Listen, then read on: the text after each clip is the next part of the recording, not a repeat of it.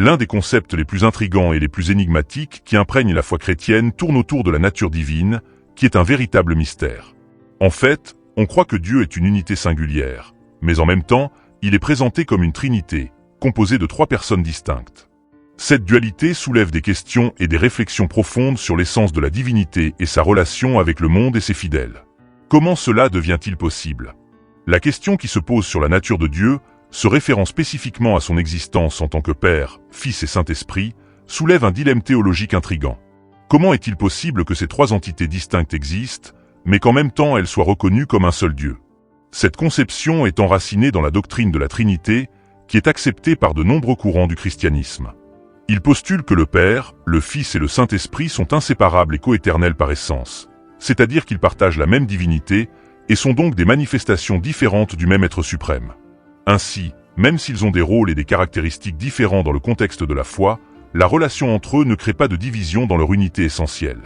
Cette complexité biblique et philosophique continue d'être un sujet de discussion parmi les théologiens et les praticiens de la foi, qui cherchent à comprendre l'interdépendance et l'unicité de ce concept divin.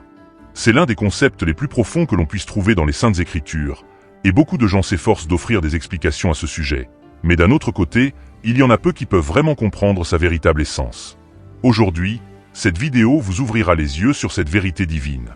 Les œuvres de la Trinité démystifient les idées fausses courantes et révèlent des passages bibliques qui expliquent ce grand mystère, mais faites attention, la dernière révélation dans cette vidéo peut transformer votre façon de voir Dieu pour toujours. Avant de continuer, n'oubliez pas de vous abonner à la chaîne et de laisser un like afin que plus de gens puissent comprendre cette vérité très importante. Commentez ici je crois et partagez cette vidéo afin que nous puissions répandre la parole de Dieu. Maintenant préparez-le, ce que vous êtes sur le point d'apprendre peut complètement changer votre vision de Dieu. La doctrine de la Trinité n'est pas une invention humaine, elle est présente depuis le premier livre de la Bible. Dans la Genèse 126, Dieu dit « Faisons l'homme à notre image, selon notre ressemblance ». Remarquez que Dieu utilise le pluriel « faisons » et notre cela indique déjà qu'il n'était pas seul, mais celui qui était avec lui. L'évangile de Jean lui-même répond « Au commencement était le Verbe, et le Verbe était avec Dieu, et le Verbe était Dieu ». Jean 1 à 1. Ici Jean révèle que Jésus le Verbe était avec Dieu dès le commencement, et qu'il était lui-même Dieu et le Saint-Esprit. Dans Genèse 1h2, nous lisons que l'Esprit de Dieu planait sur les eaux. C'est-à-dire, dès le début, nous voyons 3 personnes travailler ensemble. Mais s'il y en a 3, comment peuvent-ils être un? Dieu est un, mais en 3. La Bible est claire en déclarant qu'il n'y a qu'un seul Dieu. Écoutez. Israël, le Seigneur notre Dieu est le seul Seigneur. Deutéronome 6h4. Cela signifie que le Père, le Fils et le Saint-Esprit ne sont pas 3 dieux séparés, mais un Dieu en 3 personnes distinctes.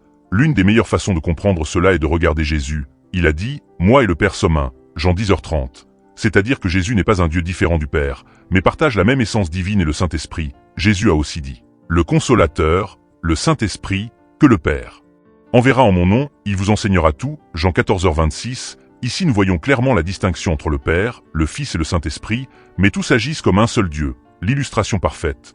Comment comprendre la Trinité? Beaucoup de gens ont du mal à comprendre comment quelque chose peut être 3 et 1 en même temps.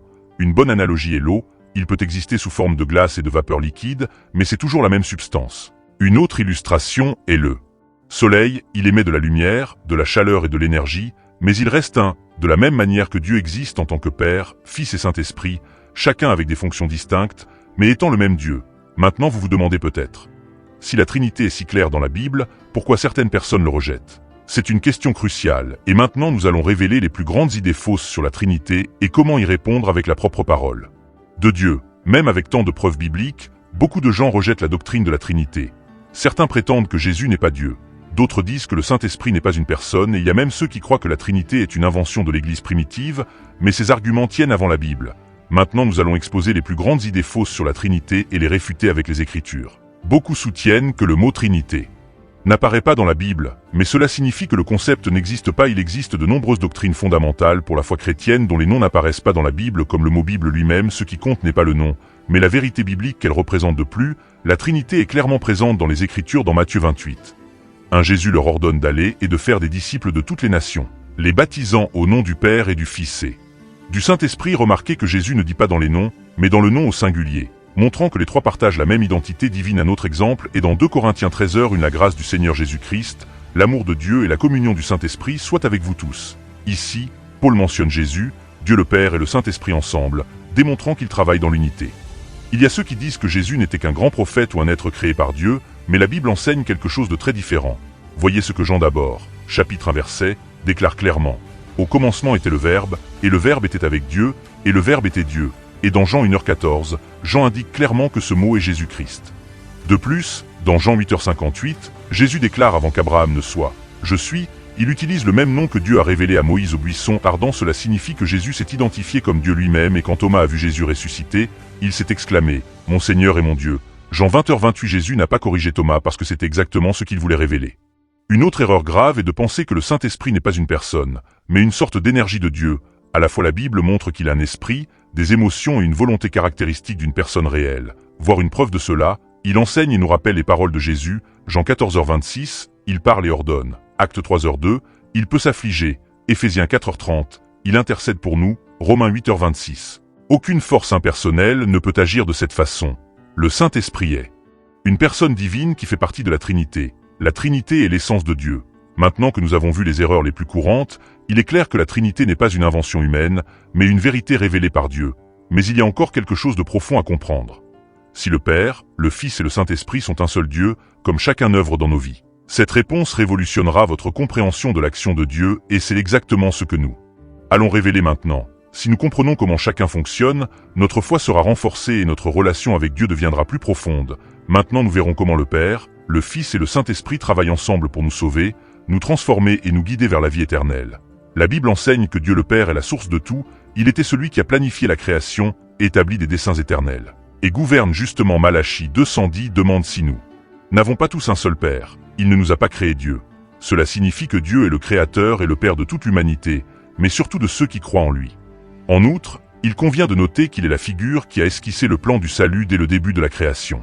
Selon Éphésiens 1:4-5, nous avons la révélation que Dieu, dans sa sagesse, nous a choisis en Jésus-Christ avant même la fondation du monde, nous prédestinant à être adoptés comme ses enfants par Jésus-Christ.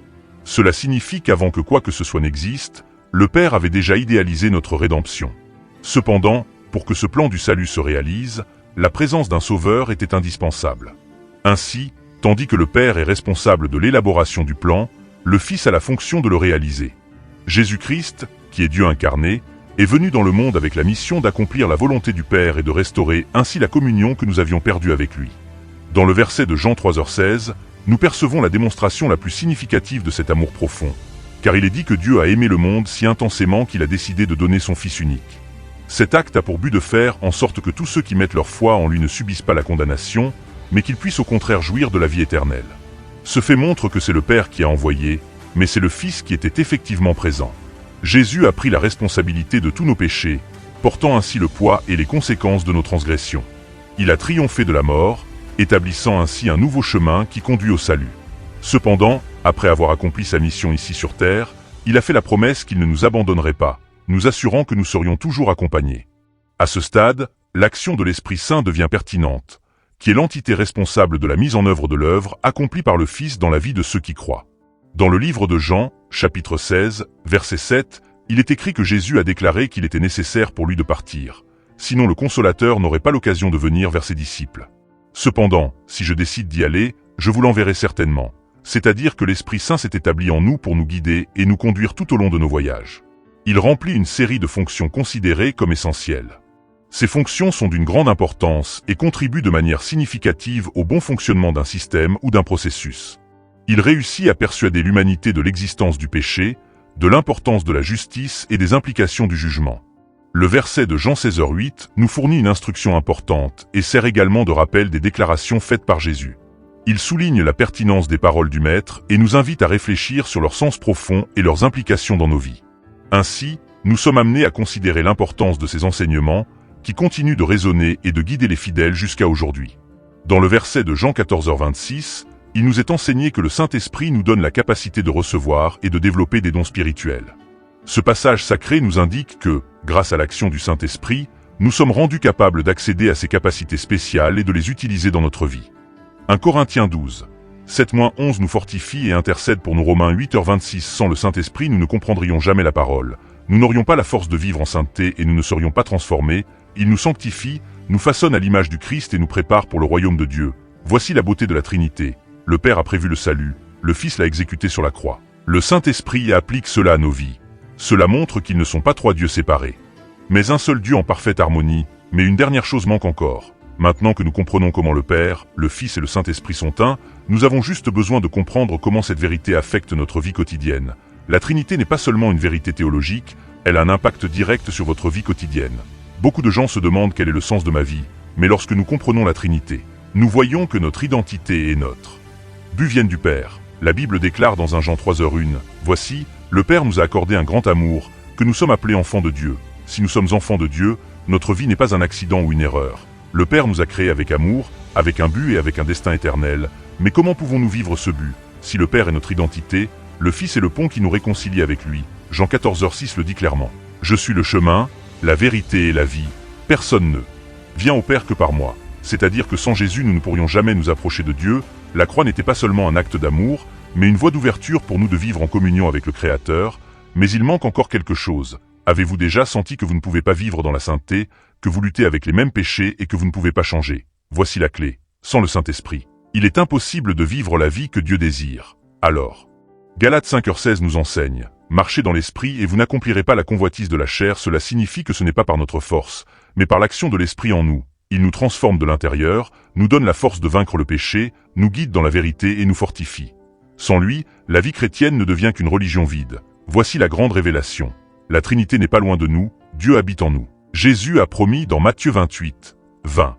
Voici, je suis avec vous tous les jours jusqu'à la fin des temps et comme il accomplit la promesse par l'Esprit Saint qui habite en nous, cela signifie que nous ne sommes pas seuls. Le Père nous a aimés et créés, le Fils nous a sauvés et nous a donné accès à Dieu. L'Esprit Saint nous donne de la force et nous guide. La Trinité est la preuve ultime de l'amour de Dieu et de son désir de vivre en communion avec nous. Maintenant demandez-vous si Dieu est un, mais agit en tant que Père, Fils et Esprit Saint. Vous avez vécu cette réalité. Vous avez reconnu l'amour du Père, vous vous êtes abandonné à la Seigneurie du Christ, vous avez permis à l'Esprit Saint de transformer votre vie, il ne suffit pas de comprendre la Trinité, vous devez vivre cette vérité. Dieu veut avoir une relation profonde avec vous, alors cherchez la présence du Père, du Fils et du Saint-Esprit et rappelez-vous qu'il est un Dieu qui n'est pas là mais qui vit en vous. Si ce message a touché votre cœur, n'oubliez pas d'aimer, de commenter et de partager cette vidéo.